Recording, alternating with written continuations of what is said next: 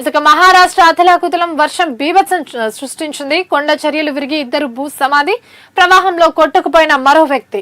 ఇక తొలి వర్షంతోనే missing link fail, రైలు విమానాల రాకపోకలు కూడా సమస్యలు ఎదురై బస్సులో నుంచి 30 మందిని రక్షించిన అధికారులు. ఇసుక చూసుకుంటే కాలుష్యంపై నిఘా ఏది? సో తెలంగాణ కాలుష్య నియంత్రణ మండలి కార్యకలాపాల్లో నిఘా వ్యవస్థ నిద్రపోతుంది అంటూ కూడా కొన్ని ఆరోపణలు వస్తున్నాయి. సో పొల్యూషన్ కంట్రోల్ బోర్డు పనితీరుపై తీవ్ర విమర్శలు, అలాగే ఫిర్యాదులు సైతం. వందలాది ఫ్యాక్టరీలకు ఒకరిద్దరు ఎన్విరాన్మెంట్ ఇంజనీర్లు దిక్కు. సో ఇక రాత్రి వేళల్లో అక్రమ వ్యర్థాలను చెరువులు, నాలాల్లో కలిపేస్తున్నారు. సో కొన్ని పరిశ్రమలతో కొందరు అధికారులు కుమ్మక్కవుతున్నట్టు కూడా ఆరోపణలు వస్తున్నాయి. ఇసుక అవినీతికి బినామీ ముసుగు. సో ఇటీవల కాలంలో చూసుకుంటే రాష్ట్ర వ్యాప్తంగా ప్రభుత్వ శాఖల్లో పనిచేసే ఉన్నత స్థాయి అధికారులు ఎవరైతే ఉన్నారో సో లంచాలు తీసుకుంటూ అవినీతి అక్రమంగా సంపాదించిన డబ్బుతో బయటపడినట్టు కూడా మనకి చూస్తూనే ఉన్నాం. ఇక ఏసీబీకి చిక్కినా కూడా అక్రమార్జన డోకా లేకుండా అక్రమార్కుల ఎత్తులు కొనసాగుతున్నాయి. సో అవే బినామీ పేరు మీద. ఇక బంధువులతో పాటు సన్నిహితులపై కోట్ల ఆస్తులు పెడుతున్న వైనం. బినామీ ఆస్తులను నిర్ధారించడంలో ఏసీబీకి ఎదురవుతున్న సవాళ్లు. ఇక ఈ ఏడాది 13 కేసుల్లో సుమారు 24 మంది బినామీల్ని కూడా అధికారులు గుర్తించి నోటీసులు జారీ చేసినట్టు కూడా తెలుస్తుంది. ఇక బీజేపీకి బిగ్ సవాల్. రాష్ట్రంలో రాజకీయ ప్రత్యామ్నాయంగా ఎదగడంలో ఇబ్బందులు ఎదురవుతున్నాయి. ఇక పార్టీ పుంజుకున్నట్టు కనిపిస్తున్నా కూడా ఎన్నికల నాటికి చితికిల పడిపోతున్న పరిస్థితి ఏర్పడింది. సో నితిన్ నవీన్ పర్యటనలో బయటపడిన క్రమశిక్షణ రాహిత్యం, అలాగే సమన్వయ లోపం కూడా. ఇక జమ్మూ కాశ్మీర్ కి సంబంధించి ఇందాక చూసుకున్నాం. మరొకసారి ఇక్కడ క్లియర్ గా చూసుకుంటే జమ్మూ కాశ్మీర్ లో క్లౌడ్ బర్స్ట్ జరిగింది. సో పూణేలో వర్షాలకు విరిగిపడ్డ కొండ చర్యలు, ఇక ముంబైలో ముంచెత్తిన వరదలు. సో హిమాచల్ ప్రదేశ్, ఒడిస్సా అతలాకుతం, పూణే, ముంబైలో కలిపి సుమారు 15 మంది, అలాగే హిమాచల్లో ఒక బాలిక మృతి. రైల్వే ట్రాకులపై 100 టన్నుల శిథిలాలు, నిలిచిపోయిన రాకపోకలు.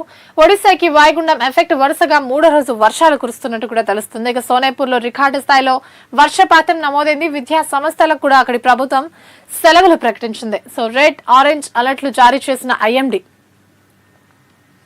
ఇందాక చూసుకున్నాం. రాబోయే డిసెంబర్ లో జరిగే గ్లోబల్ సమ్మిట్ ఏదైతే ఉందో దానికి సంబంధించి అధికారులకు ఆదేశాలు జారీ చేశారు సీఎం రేవంత్ రెడ్డి. సో ఎలాంటి ఇబ్బందులు రాకుండా, ఎలాంటి సమన్వయ లోపం రాకుండా చూసుకోవాలి అంటూ ఆదేశాలు జారీ చేశారు. ఇక శాఖల సమన్వయానికి ప్రత్యేక కమిటీలు వేసుకోవాలి అంటూ సూచించారు. సదస్సు విజయవంతంగా, పకడ్బందీగా ప్రణాళికలు ఉండాలి. ఫ్యూచర్ సిటీలో అంతర్జాతీయ ఎకో టూరిజం, మంచిరా, దిల్కుష్ గెస్ట్ హౌస్ లకు ఆధునిక హంగులు కూడా ఏర్పాటవుతున్నాయి. యాదగిరిగుట్ట తరహాలో వికారాబాద్ వీరభద్ర స్వామి ఆలయ అభివృద్ధి కూడా జరగాలి అంటూ పిలుపునిచ్చారు ఆయన. ఇక వికారాబాద్ ప్రాంతాన్ని టూరిస్ట్ హబ్ గా మార్చాలని అధికారులకు ఆదేశాలు జారీ చేశారు. ఇక చూసుకుంటే ప్రస్తుతం రాష్ట్రంలో సర్ ప్రక్రియ కొనసాగుతుంది. సో ఇది మొదలైనప్పటి నుంచి కొన్ని సమస్యలు తలెత్తుతున్నప్పటికీ ఇప్పుడు మరొక సమస్య ముందుకొచ్చింది. సో ఇంటింటికి వెళ్ళని సర్, సో తమ వద్దకే రావాలంటూ ఓటర్లకు బిఎల్ఓల హుకుం. సో సర్ ప్రక్రియలో భాగంగా బిఎల్ఓలు ప్రతి ఇంటికి వెళ్లి ఓటర్ల వివరాలు సేకరించడం అనేది ఉన్న రూల్. కానీ ఇప్పుడు మారుతున్న రూల్ ఏంటంటే తాము ఉన్న చోటికే ఓటర్లు రావాలి అంటూ కూడా హుకుం జారీ చేస్తున్నట్టు వ్యవసాయం కుదేలవుతున్నట్టు కూడా రైతులు ఆందోళన చెందుతున్నారు. ఇక పొలాలు బోసపోయి కనిపిస్తున్నాయి. ఈ పరిస్థితుల్లో అన్నదాతలు తీవ్ర ఆందోళన చెందుతున్నారు. కూలీలు సైతం ఖాళీగా ఉంటున్నారు. సో దాదాపు రాష్ట్ర వ్యాప్తంగా 60% మంది కూలీలు రోజువారి కూలీ చేసుకునే పనుల మీదే ఆధారపడి బతికే ప్రజలు ఎవరైతే ఉన్నారో వారు కూడా ఇళ్లకే పరిమితం అవుతున్నట్టు కూడా తెలుస్తుంది.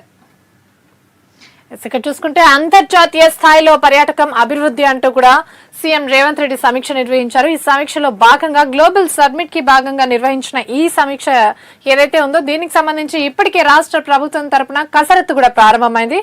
సో అధికారులతో ముఖ్యమంత్రి రేవంత్ రెడ్డి ఆదేశాలు కూడా జారీ చేశారు ఇప్పటికే గ్లోబల్ సమ్మిట్ కి సంబంధించి. ఇక ఛత్తీస్గఢ్ సమ్మతించేనా? సో గోదావరి అలాగే కావేరి అనుసంధానంలో పీఠముడి పడింది. సో ఈ అనుసంధానం ఏదైతే ఉందో తమ నీటిని వినియోగించుకోవడానికి ఛత్తీస్గఢ్ అంగీకరిస్తుందా లేదా అనేది ఇప్పుడు చర్చ నడుస్తుంది.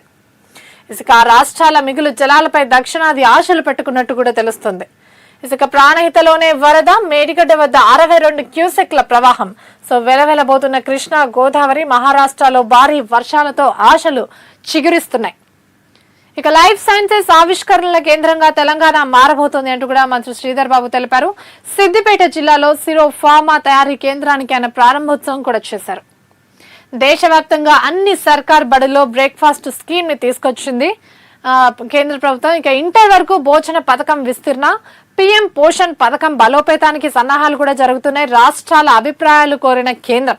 సో దీనికి సంబంధించి బ్రేక్ఫాస్ట్ స్కీమ్ ఏదైతే ఉందో దానికి సంబంధించి ప్రతి ఒక్క దేశంలోని ప్రతి ఒక్క రాష్ట్రం తరపు నుంచి తన అభిప్రాయాన్ని కూడా కోరినట్టే తెలుస్తుంది. ఇక భారత్ ఇంధన వ్యవస్థపై ఎల్నినో దాడి. సో ఇప్పటి వరకు రైతాంగం మీద, మనుషుల మనుగడ మీద ఏదైతే ఎల్నినో ప్రభావం చూపించిందో ఇప్పుడు ఇంధన కొరత మీద కూడా ప్రభావం చూపిస్తుంది. సో అందరికన్నా మన దేశం పైనే అత్యధికంగా ఈ ఎఫెక్ట్ పడే అవకాశం కూడా కనిపిస్తుంది. ఇక విదేశీ వర్సిటీల చూపు తెలంగాణ వైపు మల్లుతుంది. సో తెలంగాణలో తమ క్యాంపస్లు ప్రారంభించడానికి విదేశీ వర్సిటీలు క్యూ కడుతున్నట్టు కూడా తెలుస్తుంది. సో 1 కాదు 2 కాదు సుమారు 15 అంతర్జాతీయ విశ్వవిద్యాలయాలు తెలంగాణలో నిలబడడానికి కూడా సిద్ధంగా ఉన్నట్టే తెలుస్తుంది. ఇక యూజీఎస్సీ, లండన్, కొలరాడో వర్సిటీ దరఖాస్తులు కూడా జరుగుతున్నాయి. అంతర్జాతీయ విద్యా కేంద్రంగా హైదరాబాద్ మారబోతుంది. ఇక్కడ చూసుకుంటే అనిషా వాహనంలో భీమ్రెడ్డి తరలింపు. సో ఆదాయానికి మించిన ఆస్తుల కేసులో డీఎస్పీ భీమ్రెడ్డిని అవినీతి నిరోధక శాఖ అధికారులు అరెస్ట్ చేసి తీసుకెళ్తున్నారు. ఇక ధరణి దస్త్రాలపై విచారణ, కదులుతున్న డొంక. సో ధరణి పోర్టల్లోని సాంకేతిక లొసుగుల్ని ఆసరాగా చేసుకుని జరిగిన భూ దోపిడీపై విచారణ బృందం ముమ్మరంగా చర్యలు తీసుకుంటుంది. ఇక యాజమాన్య హక్కుల ఆక్రమణ మార్పిడిపై కలెక్టర్ సీరియస్ అయ్యారు.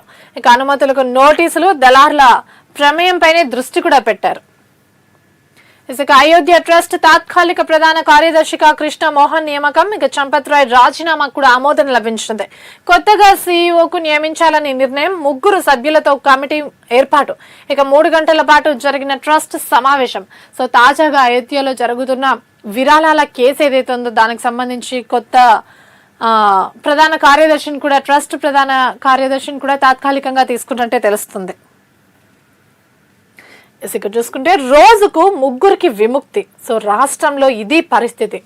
సో ముఖ్యంగా జిల్లాల్లోనే ఇలాంటి ఘటనలు జరుగుతున్నట్టు కూడా తెలుస్తుంది. రాష్ట్రంలో నిరుడు అడ్డుకున్న బాల్య వివాహాలు 1299.